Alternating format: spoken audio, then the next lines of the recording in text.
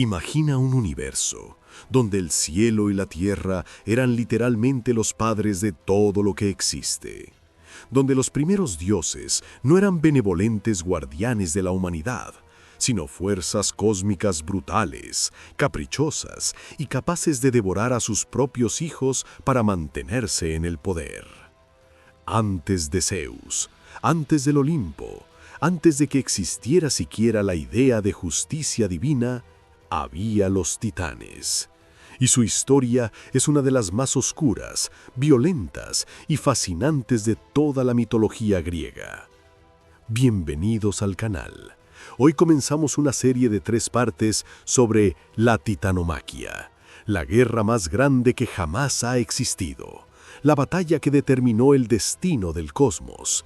Y todo empieza mucho, mucho antes de que estalle el primer rayo. Para entender la titanomaquia, necesitamos retroceder hasta el principio absoluto. Según Hesíodo, uno de los poetas griegos más importantes y nuestra fuente principal para estos mitos, al comienzo de todo existía solamente el caos. No el caos como lo entendemos hoy, como desorden o confusión, sino como un vacío primordial, un abismo sin forma, sin luz, sin tiempo. Del caos surgieron las primeras entidades: Gea, la tierra; Tártaro, el abismo más profundo del inframundo; Eros, la fuerza del amor y la atracción; Erebo, la oscuridad primordial; y Nix, la noche. Estas no eran divinidades con forma humana como las imaginaríamos hoy. Eran fuerzas, principios fundamentales del universo que comenzaba a tomar forma. Gea, la tierra, existía sola, pero su naturaleza era tan vasta y fértil que engendró por sí misma al Urano, el cielo estrellado. Y aquí es donde la historia se pone interesante, porque Gea y Urano se unieron, y de esa unión nació la primera gran generación de dioses, los titanes.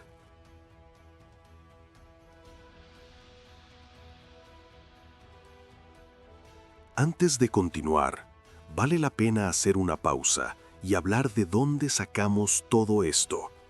Porque la mitología griega no es un libro único y uniforme. Es una tradición viva que fue cambiando durante siglos y que distintos autores contaron de formas distintas.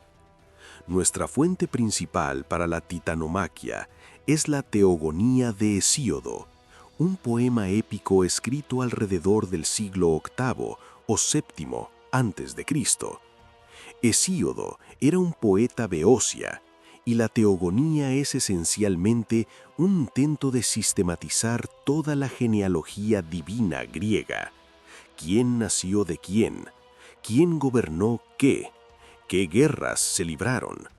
Es un texto denso, a veces repetitivo, pero absolutamente fundamental para entender la cosmología griega.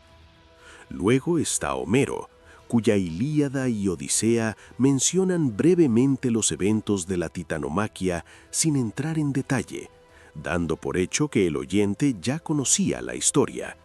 Después tenemos a Píndaro, cuyos poemas ofrecen versiones alternativas, especialmente sobre el destino final de Cronos, y más tarde autores como Apolodoro, que en su biblioteca mitológica del siglo II o I antes de Cristo intenta recopilar y reconciliar todas las versiones existentes. Lo que esto significa para nosotros es que no hay una versión correcta de estos mitos. Hay tradiciones, variantes, interpolaciones. Y esa riqueza, esa ambigüedad, es precisamente lo que los hace tan fascinantes. No estamos leyendo un dogma, estamos asomándonos a cómo una civilización entera intentó dar sentido al universo durante más de 1000 años.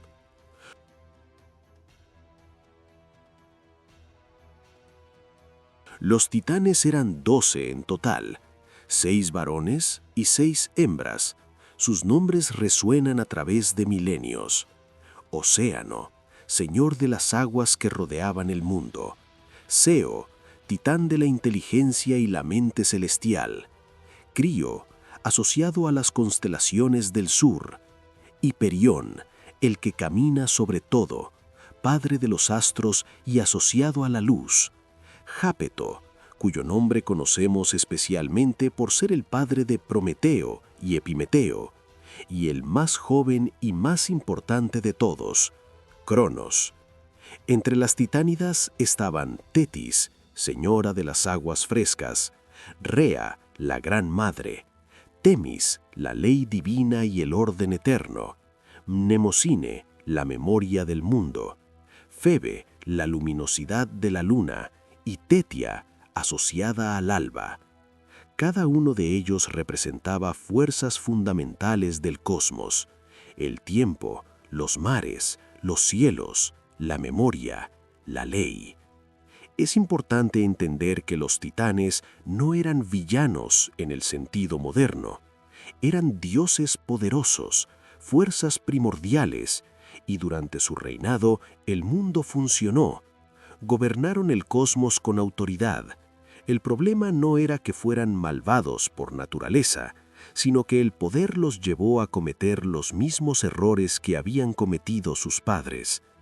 Pero Urano no solo engendró titanes, también tuvo otros hijos con Gea que serían igual de importantes para esta historia.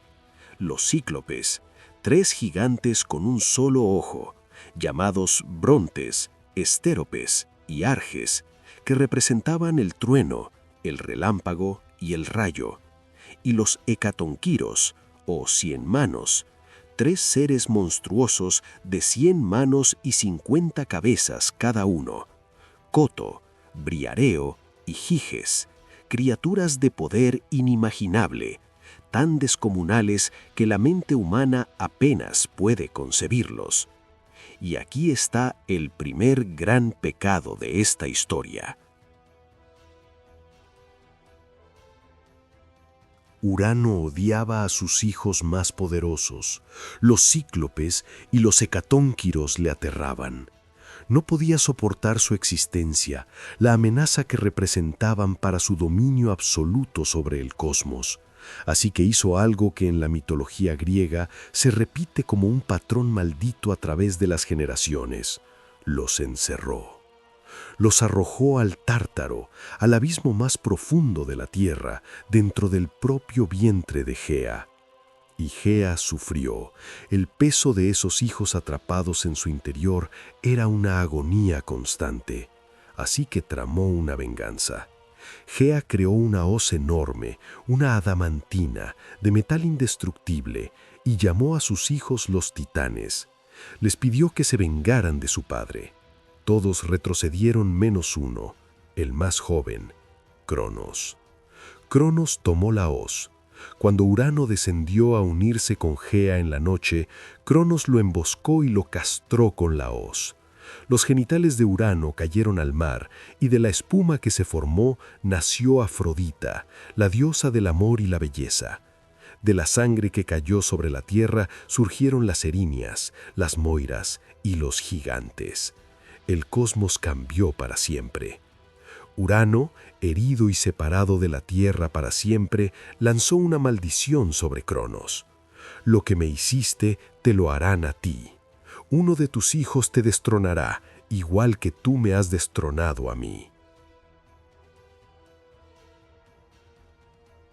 Con Urano retirado, Cronos tomó el poder. Se convirtió en el señor del cosmos y junto a su hermana y esposa Rea comenzó a gobernar el mundo. Los titanes se repartieron el dominio del universo entre ellos. Hiperión gobernaba el sol, Océano controlaba las aguas, Mnemosine era la memoria del mundo, Temis sostenía el orden y la ley. Hay algo que merece atención aquí. Cronos no fue un mal gobernante para el mundo exterior. Bajo su reinado, los mares estaban tranquilos, las estaciones se sucedían con regularidad, las cosechas eran abundantes. Cronos tenía el dominio del tiempo y usó ese dominio para crear un mundo de ciclos perfectos y eternos. Y para los humanos que habían comenzado a aparecer en este mundo, el reinado de Cronos fue conocido como la Edad de Oro, una época de abundancia, paz y armonía. La tierra daba sus frutos sin necesidad de esfuerzo. No había guerras, ni dolor, ni vejez violenta. Los hombres vivían como dioses entre los titanes. No conocían el trabajo agotador, ni la enfermedad ni la muerte violenta. Cuando llegaba su hora, simplemente se dormían y no despertaban, como si el tiempo mismo los recogiera con suavidad. Pero Cronos no podía ignorar la maldición de su padre. El miedo es una fuerza poderosa, y ese miedo lo corrompió desde adentro. Cuando Rea comenzó a darle hijos, Cronos tomó una decisión terrible: los devoraría. Así, ninguno podría crecer lo suficiente para destronarlo. Uno a uno, Rea le entregó sus hijos y Cronos los tragó enteros. Primero Hestia, diosa del hogar. Luego Deméter, diosa de la cosecha. Después Hera, Hades y Poseidón. 5 hijos, 5 dioses encerrados en el vientre de su propio padre. Imaginemos por un momento lo que esto significaba para Rea. Traer una vida al mundo, sostenerla entre los brazos por un instante y luego verla desaparecer en la boca de su esposo, una y otra vez, sin que ella pudiera hacer nada, sin que nadie la ayudara. Rea, que era la gran madre, la titanida de la maternidad y la fertilidad, condenada a parir hijos para que fueran devorados. Si hay personaje en esta historia que merece nuestra compasión, es ella. Rea estaba destrozada, y cuando llegó el momento de dar a luz a su 6.º hijo, el más pequeño, viajó en secreto a Creta. Consultó a sus padres, Gea y Urano, que le revelaron el destino que estaba escrito. Este hijo sobreviviría y se vengaría. En una cueva del monte Ida o del monte Dicte, según otras versiones, dio a luz a Zeus y en lugar de entregárselo a Cronos, le dio a su esposo una piedra envuelta en pañales. Cronos la tragó sin sospechar nada. Zeus fue criado en secreto en Creta. Las distintas versiones del mito dicen que lo cuidaron las ninfas, especialmente Amaltea, que en algunas versiones es una cabra cuya leche lo alimentó, y un cuerno suyo se convirtió en el mítico cuerno de la abundancia, la cornucoquia. Los curetes, guerreros divinos, golpeaban sus escudos con sus lanzas para ahogar el llanto del bebé y que Cronos no lo escuchara. Zeus creció rodeado de naturaleza salvaje, de montañas y cielos abiertos, lejos del cosmos controlado y estático que Cronos había construido.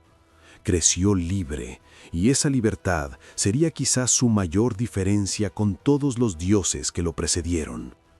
Cuando fue adulto, regresó con un plan. Según algunas versiones, la Oceánide Metis, su primera esposa y personificación de la sabiduría, le proporcionó un emético, una poción que haría vomitar a Cronos todo lo que había tragado. Zeus se presentó ante su padre disfrazado de copero, un sirviente que traía el vino, y le sirvió la bebida mezclada con la poción de Metis. El efecto fue inmediato. Cronos vomitó primero la piedra que había tragado en lugar de Zeus, esa piedra que luego sería colocada en Delfos, en el ombligo del mundo, como señal del centro del cosmos. Y luego, uno, a sus 5 hijos ya crecidos, Poseidón, Hades, Hera, Deméter y Hestia. Salieron poderosos, adultos, llenos de una rabia acumulada durante años de oscuridad en el vientre de su propio padre. Piensa en lo que debió ser ese momento. 5 dioses adultos, con toda su potencia divina intacta, emergiendo de golpe. No habían perdido el tiempo allí dentro. El tiempo dentro de Cronos, el dios del tiempo, no pasaba igual. Salieron listos, preparados y furiosos. Los dioses olímpicos habían nacido como fuerza, y la guerra más épica de la historia estaba a punto de comenzar. Eso es todo por hoy. Hemos visto cómo el cosmos pasó del caos primordial al dominio de Urano a Cronos, y cómo ese ciclo de miedo, traición y violencia preparó el escenario para algo mucho mayor. Del vacío sin forma nacieron los primeros dioses. Del odio de un padre surgió el primer gran crimen cósmico, y de la desesperación de una madre nació el dios que cambiaría el universo para siempre. Fíjate en el patrón que ya se ha establecido. Urano tuvo miedo de sus hijos y los encerró. Cronos tuvo miedo de sus hijos y los devoró. El miedo al ser destronado convierte a cada generación en verdugo de la siguiente. Es un ciclo que parece imposible de romper. ¿Podrá Zeus romperlo? ¿O repetirá los errores de su padre y su abuelo? Zeus y sus hermanos están libres, los titanes gobiernan el mundo, y lo que viene a continuación es una guerra de 10 años que sacudirá los cimientos del universo. En la siguiente parte veremos cómo se forman los bandos, por qué algunos titanes se niegan a pelear y cómo Zeus arma a su ejército con las armas más devastadoras que jamás han existido. No te lo pierdas. Si te gustó este video, dale like, suscríbete y deja en los comentarios qué personaje de esta historia te parece más fascinante. Nos vemos en la parte 2.